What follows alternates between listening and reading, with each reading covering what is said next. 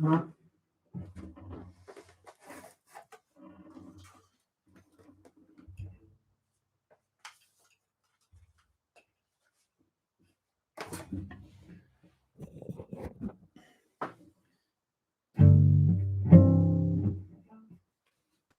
and welcome to another live stream. This is um, Forgotten Cello Music by Traveling Cello. I'm Aaron. Today I'm going to look at some original pieces by August Noelck and also go over uh, a little bit of the music featured in my latest podcast episode, which is number 27. It features a duet, Cello Duet by Bernhard Romberg. So to get started, a little advertisement you can see in the description. I put the link directly to the platform that hosts my podcast, Forgotten Cello Music. That is anchor.fm. I forgot the correct terminology. It's maybe a subsidiary of Spotify or owned by Spotify or something like that.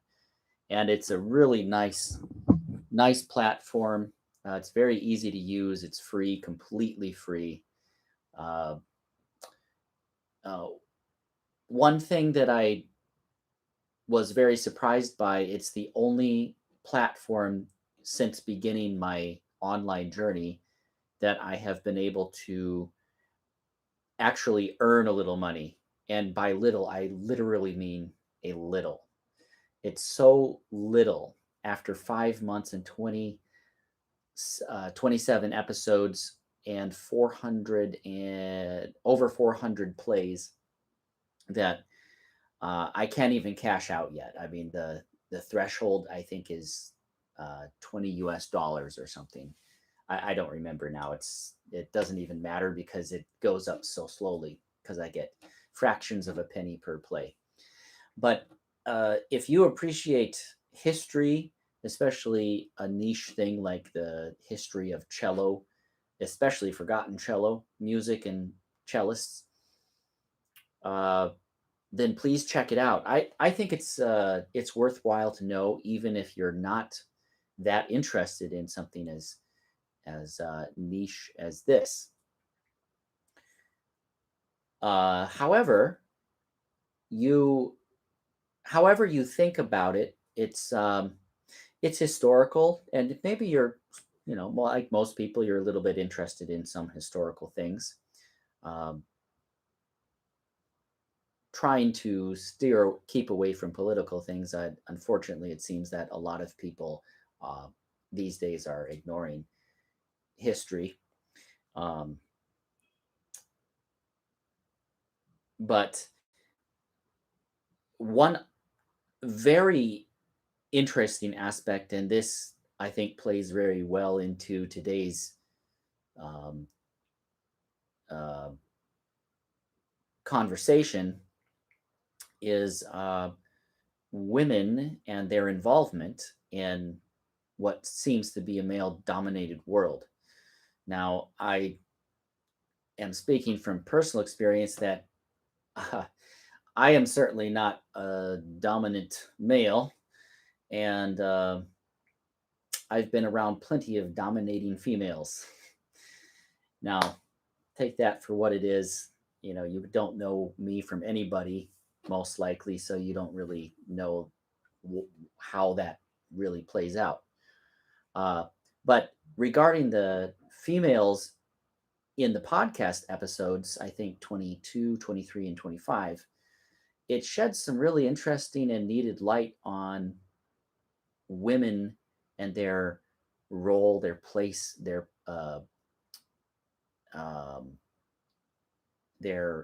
engagement in the musical world. And this is, let's see, all the women that I've covered so far are in the 1800s, and some of them lived into the early 1900s. but for all intents and purposes, it's the 19th century.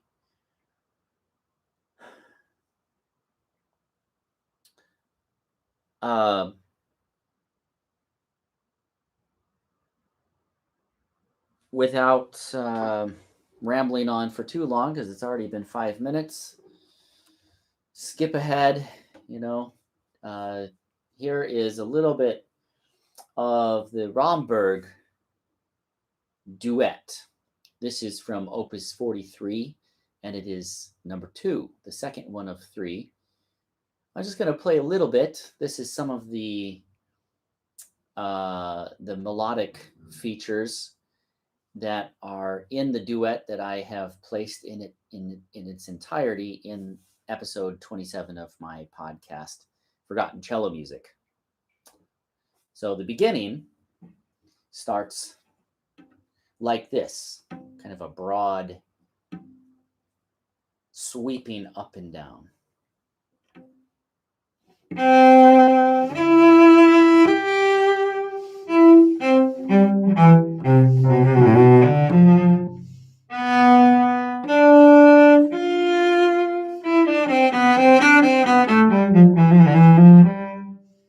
And so on. I need to readjust my mics. Sometimes when I test them, they sound okay before I begin, and then I begin and they don't sound good. And I don't have a really good setup for anything that I do.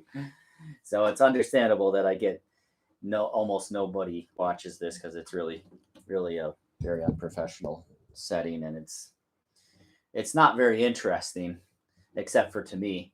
So maybe one other viewer that leaves comments, once or twice a month. So thank you to you. I think you probably know who you are, because you can see from the comments who is leaving comments on a fairly regular basis. So thank you. I'm glad it's interesting to you. And I do hope that you're learning cello and it's improving for you. So that's the opening, and it happens 3 times. Once in C, once in G, once in F. And then it goes on in a kind of almost a developmental type of way, changing to different keys. So here he's modulating.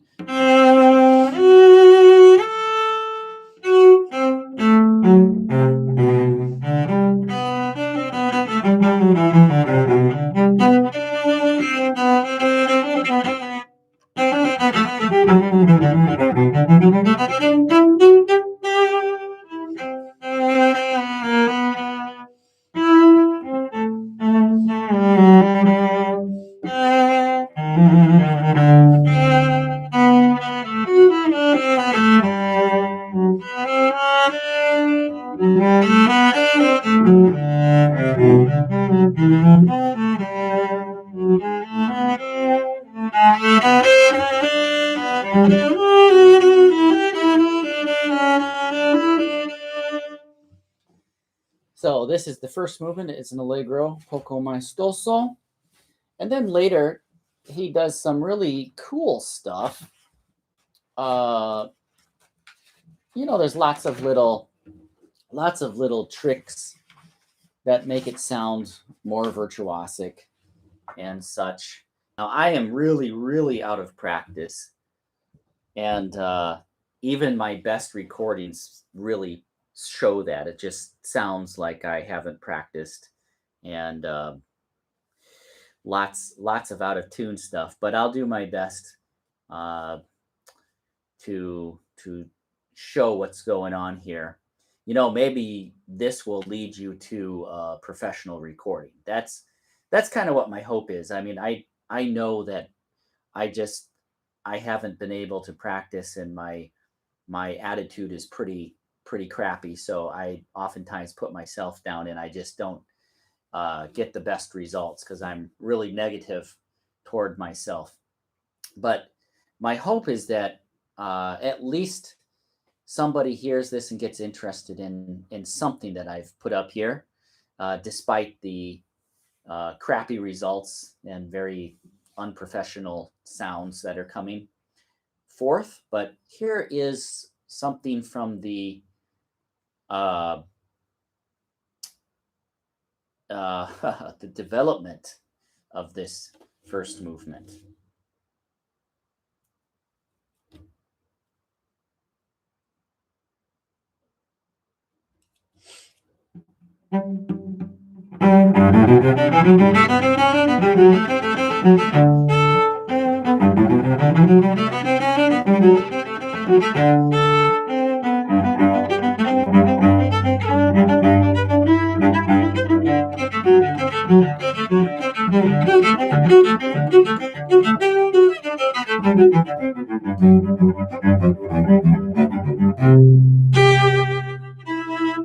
Something like that. It should go faster. It's definitely faster than that. Uh, I've been super frustrated and very negative for the last week, and I haven't practiced at all. So this is really showing. And here I'm putting it out for the whole world to see. But fortunately, only one or two people view this, so it's not the whole world. Okay, so let's see here. It still sounds really crappy. The sound is just really awful. Really thin, nasty sounds.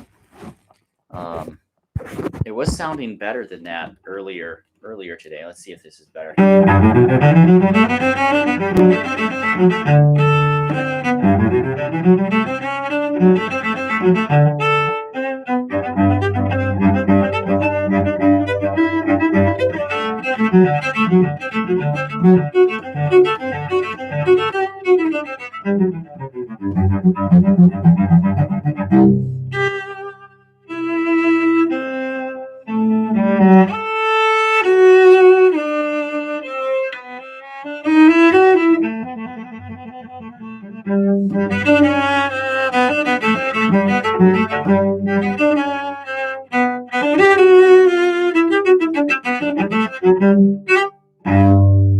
Right, better sound, but it's so loud that I can't really press very much.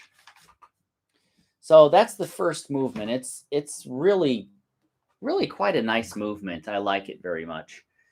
In the episode, I'll tell you straight away that every movement is a little under tempo. I recorded all three movements in one day, 2 days, I think, and I felt really good about it when I finished. And then you go back and listen to it, and you find everything that's wrong with it. And there's plenty of things that's wrong with it. I'll tell you straight up. But notwithstanding all the technical intonation and tempo problems, if you'd like to support me, go and listen to it. You don't have to spend any money other than the electricity to run your computer, and you're paying for internet already. So go and play it. Put it, press play and put it in the background, and press mute for all I care. But show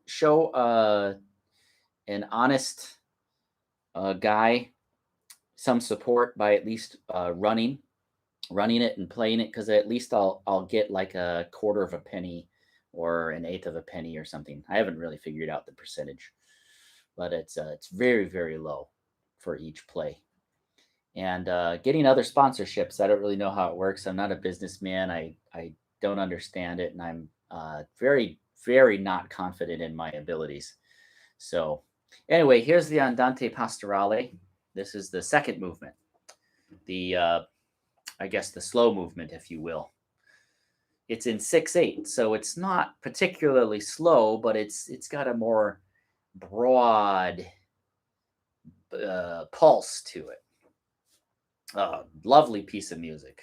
Let's see.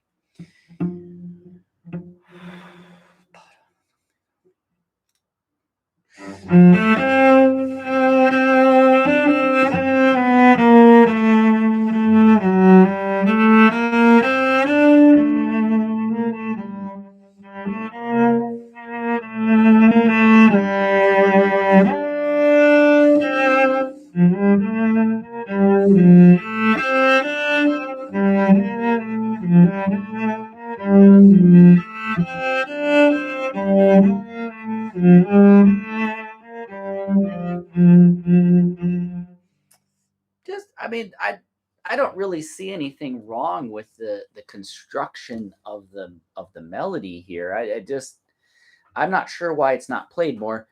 Um, Other than he can get a little lengthy, but you can always cut out stuff. And I've played many concerts, not just my own solo concerts. I tend not to cut stuff in my solo concerts, but in orchestra concerts, in chamber music concerts, of which I've played hundreds, where we cut, because it's too repetitive for the purposes of the concert. And it's the same thing here. You could conceivably cut out some stuff.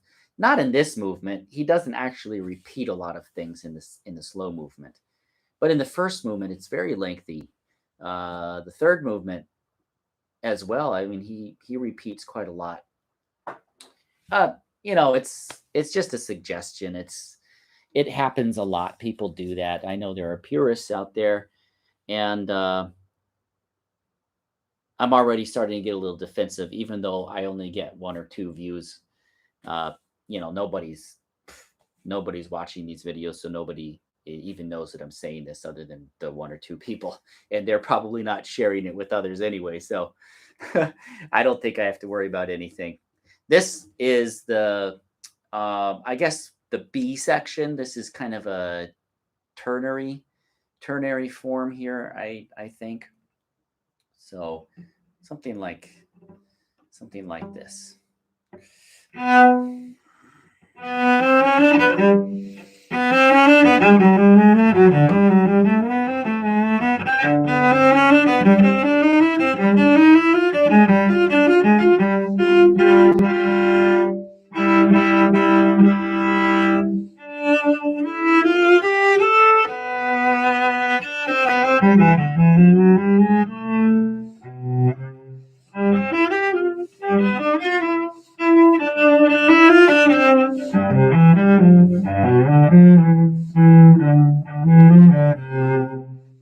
And so on and so forth. Now let's skip to the ending. Just kind of gently slopes off into nothing. Something like this.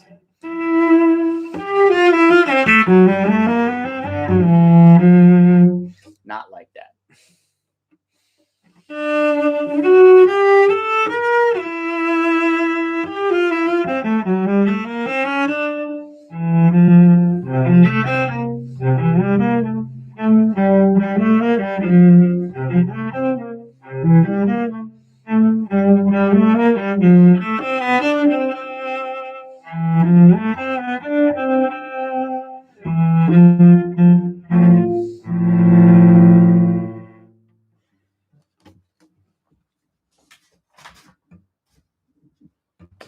Yeah. Good piece of music. Really good piece of music.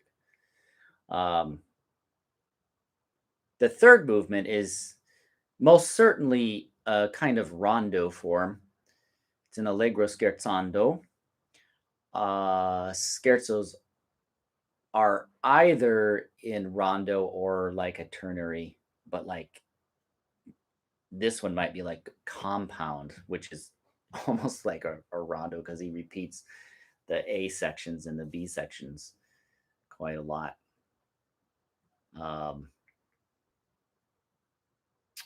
I did my best to play it fast, but it has these sextuplets in it that, if you're not well practiced for like weeks on end, it just comes across as being real sloppy.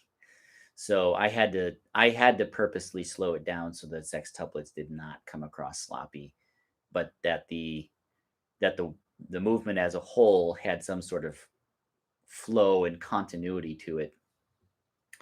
So here is the Allegro Scherzando. It starts off with this really beautiful hoppy thing here.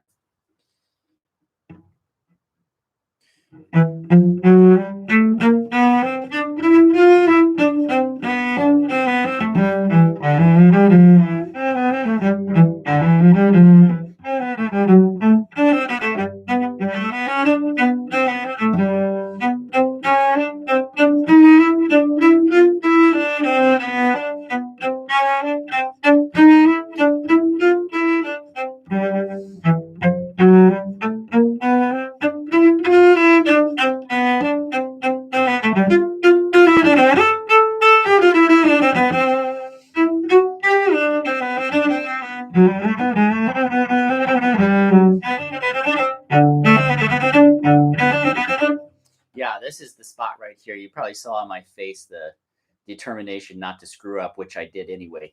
So this is slowly, it goes like this.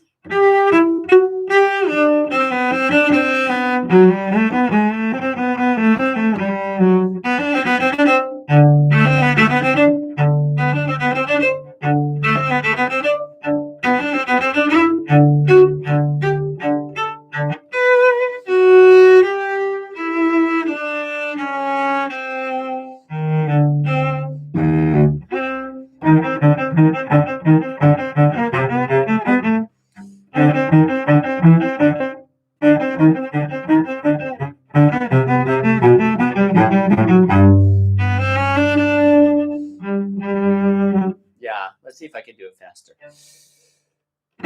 So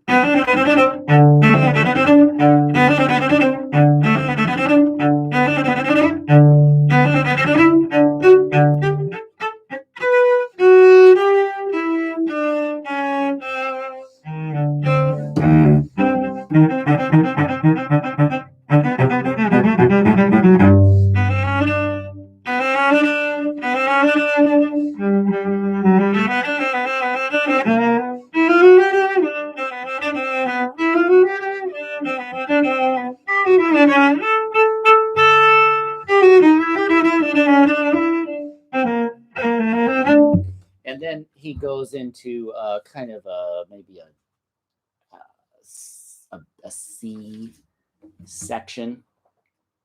And then he really likes this sextuplet idea, so he does it a lot. For example, on the third page of this movement, 4 pages in all.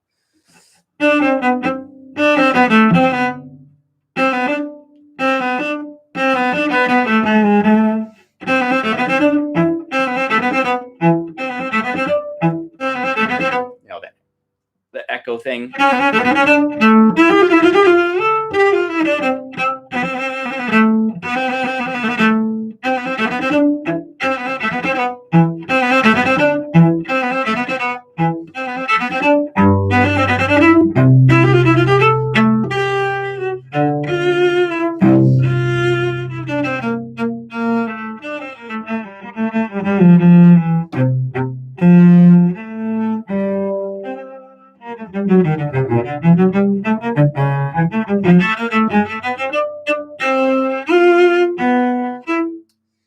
Goes on and on. The ending is something like this. There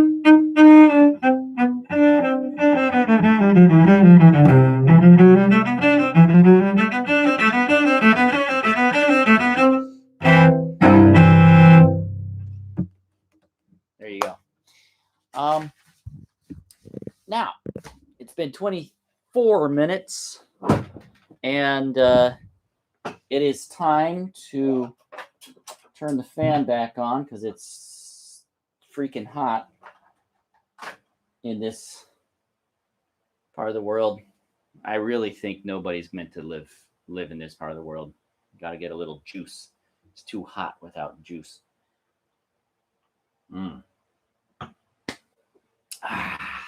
Nothing like good old juice. Yeah, nobody was meant to live in hot spots like this. It's just nuts, ridiculous, totally ridiculous. It's hot, humid. Ugh. Anyway, we won't go into that. Now let's go to August Noelck. Und jetzt gehen wir weiter mit August Noelck. 10 originale Stücke. Es gibt hier Nummer 1 Gavotte, Nummer 2 Marionettenwalzer, Nummer 3 Bagatelle, Nummer 4 Legende, Nummer 5 Bagatelle, Nummer 6 Herbstblume, 7 Capriccetto, 8 Märchen, 9 Gavotte und Musette, Nummer 10 Arabesque. Also August Noelck ist ursprünglich aus stammt aus Deutschland und jetzt werde ich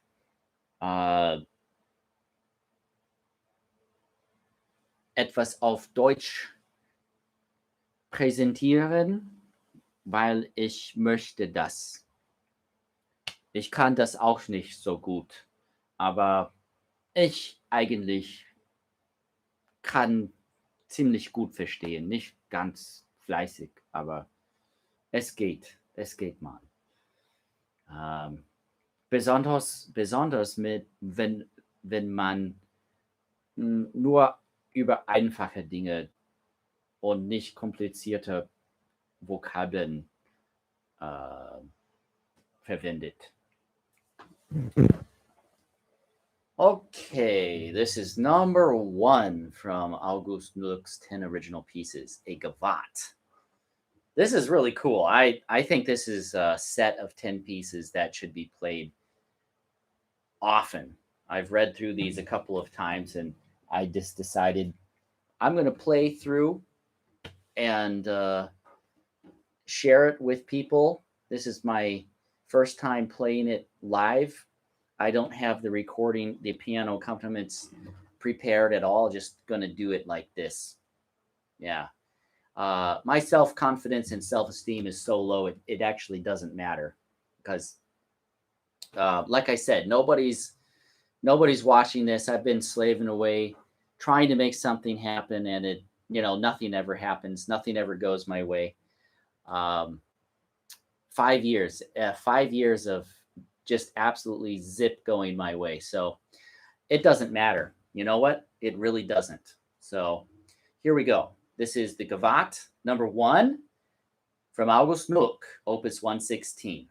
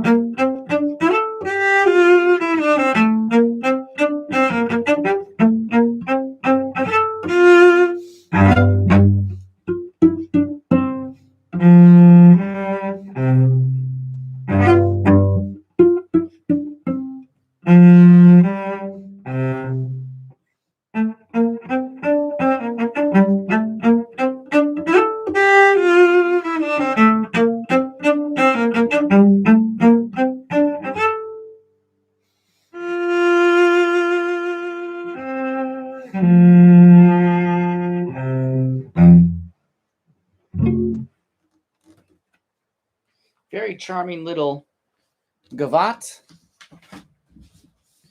Now, this is the Marionettes, which is, of course, a waltz, because when you have marionettes, little dolls on strings, what else could it be but a waltz?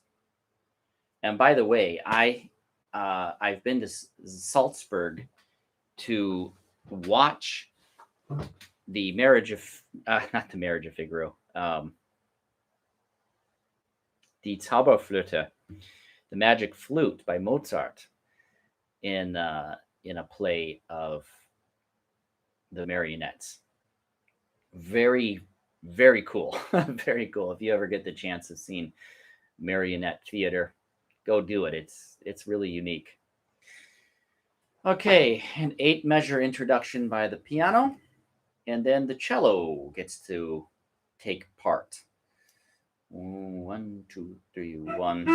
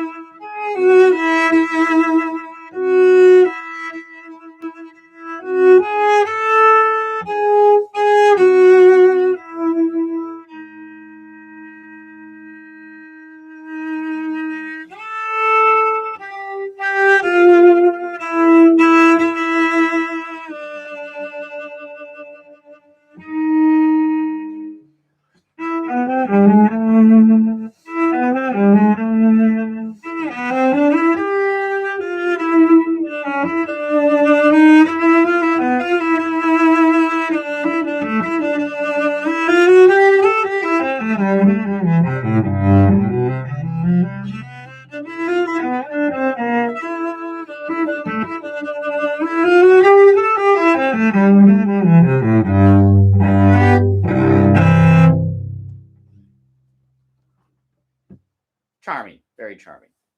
Number 3 is a bagatelle. It's a bagatelle and an allegretto.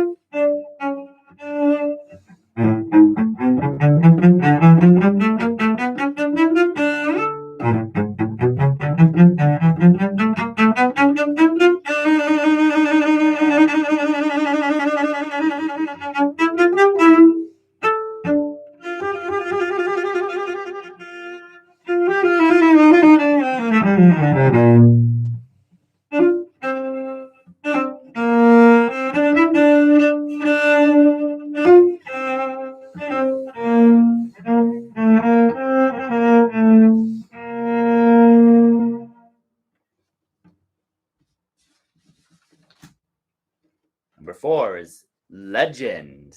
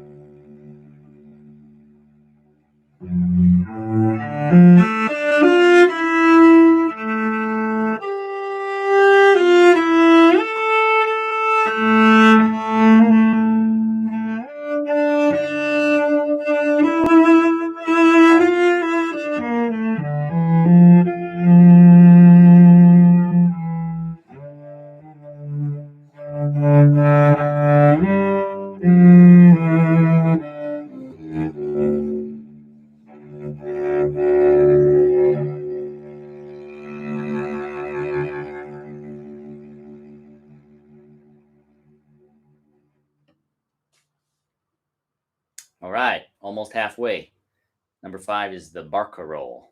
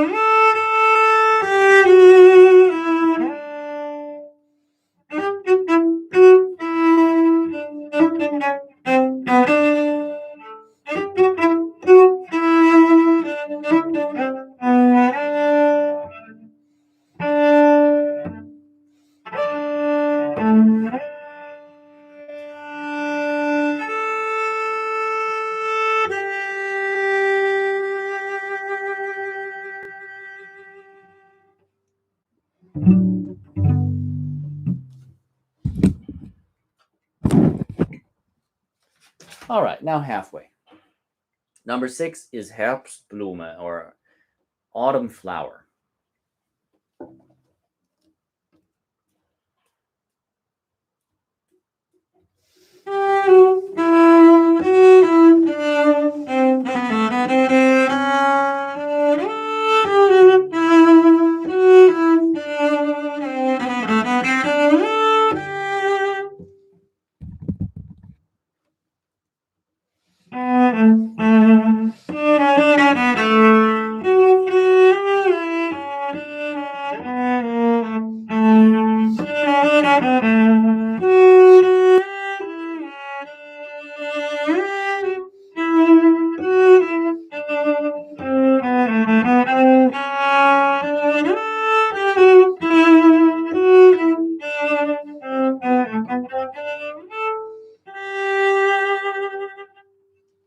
Yeah, mountain flowers, I'd say, or meadow flowers at least.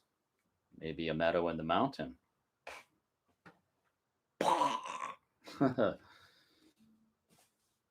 Capricetto is number 7. And this is a 2-pager. Have mercy. I didn't account for that in my page folding. Okay. You get to look at my pants, my shorts for... No, never mind. You're going to look at my ugly face for a while. Which you've been doing. I should correct myself. I keep on doing that. Nobody is watching this, so I'm not even talking to anybody. Okay, this is for my own records. That's what it's for. This is not anything for... Yeah, I just changed my mind. This is not for anybody other than me. This is for my own records that are public. So anybody can watch them, but they're for me. I mean, that's really what they are anyway, even though the original purpose was not that. Ha!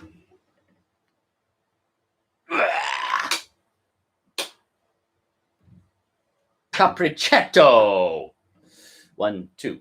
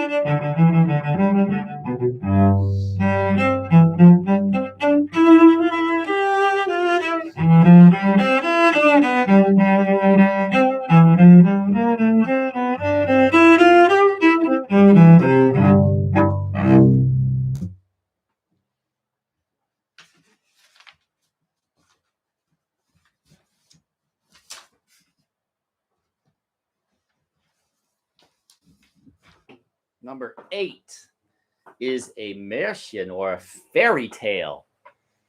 This reminds me who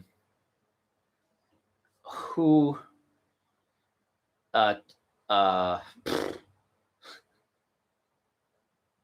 oh my goodness.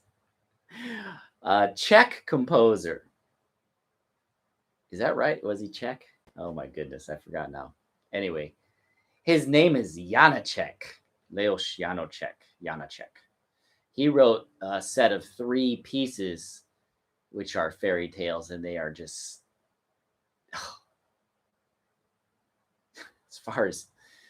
as far as ethereal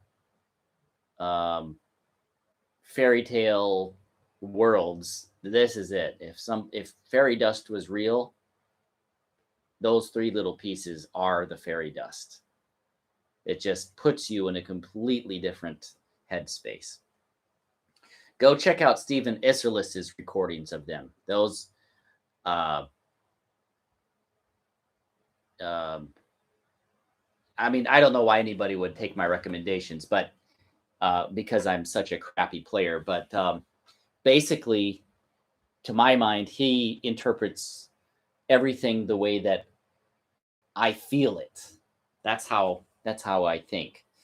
I've never heard anyone play them like he does. It's just at once it's present and driving, but also at once it is ethereal. It's transcendent. It's wispy, but it's focused. You don't know how he does it, but it's maybe has something to do with his gut strings. Maybe I don't know. It could. I mean, could partly be that, but also just his approach to music and his personality too. You should see his personality is just outrageous in a good way. I met him once after a recital of his, and he's a funny guy, but in a good way. He's a really cool guy. I mean, he's not like, oh, people want to come talk to me and I have to sit here and be polite. He's just himself, which is really, really, really cool. And he's got his very strong opinions, like any great musician usually does. And some of them I don't agree with. Like he thinks that well, these are what I agree with. Camille Saint-Saëns, great music, Fauré, great music. They should be played more. And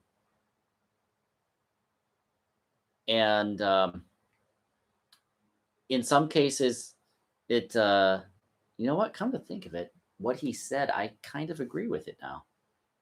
When he said it, it kind of put me off, but not, there are plenty of instances where I play some music and I'm just like, no, I'm just not going to do it. Just not going to do it. I don't care what anybody else thinks. I'm just not going to play it. For me, it's rubbish. Plain and simple. And he said that about pieces. He didn't name any pieces. He just said, yeah, there are some pieces that I just won't play ever again because I don't care to. And you have that prerogative as a human being, but also as a great musician who has regular engagements. and CD contracts. Here's Fairy Tale.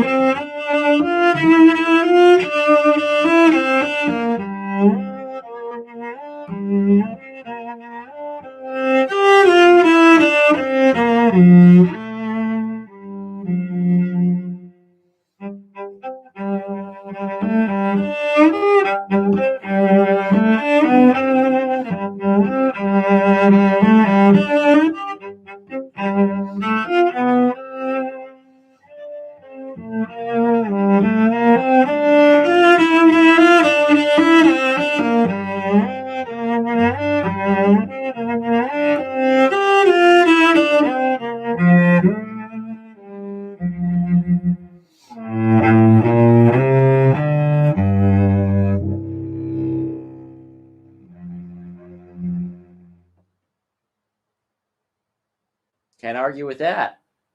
I don't. Whoever was actively not choosing this music had a hole in their brain. That is a guarantee. Nobody can argue with the quality of music right here. Every single piece. That was number 8. All right, number 9 is also a 2-pager. So I've got to readjust the pages, reset up.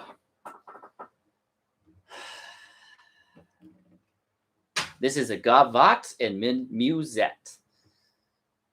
The musette is a real cop-out in my opinion. So I look, okay, you can't disagree with this.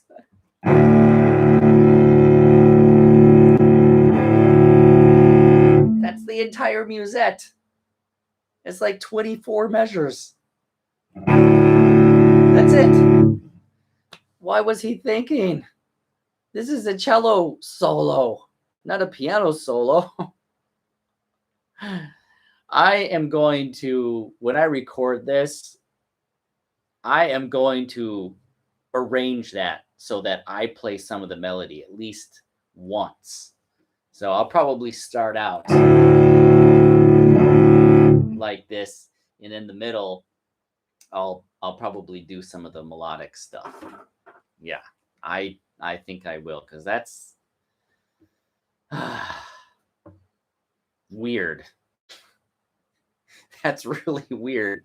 It would be understandable if he said, and Popper does this in his gavottes. He'll have the cellist do for a measure, maybe 2 measures, at the most 4, and then he'll break into the melodic scheme of it, and then come back to the drone, and remind you that that's part of the piece, and that it is an important part of a musette. I get that. I understand that this drone, if you think of the hurdy-gurdy where the musette originated, that hurdy-gurdy has that underlying ground, that pedal note that just grinds out for the entirety of the musette. Whatever. Here's the gavotte and musette.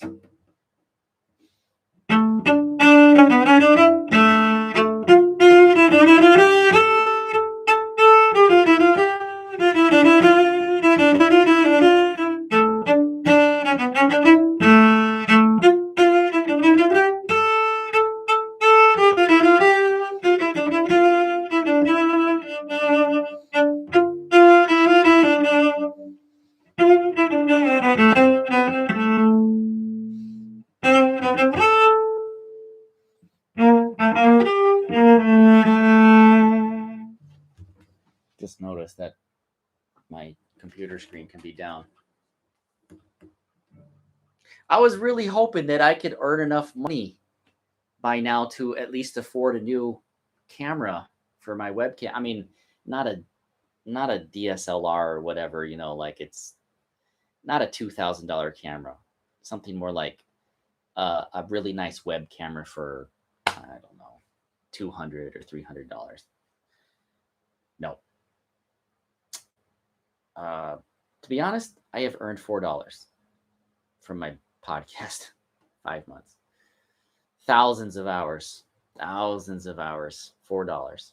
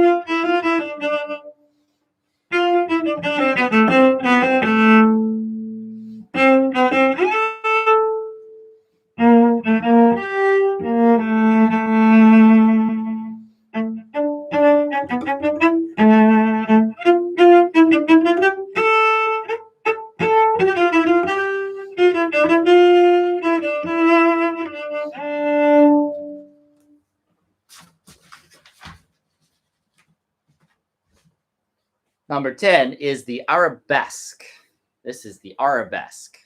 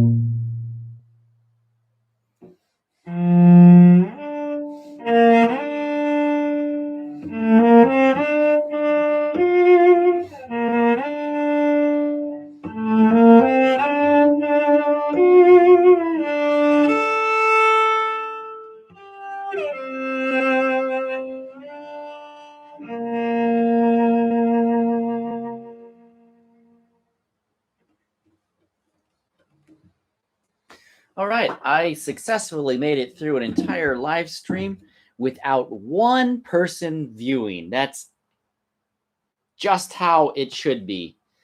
When you're dealing with an obscure niche-like thing, and someone is putting forth a lot of effort to try and make something happen along with all the rest of life, having to work, earning money in shitty ways the way you hate it, and then try to make this other stuff work. Well, this is the result. This is the result of all the things put together. So, well, you know what?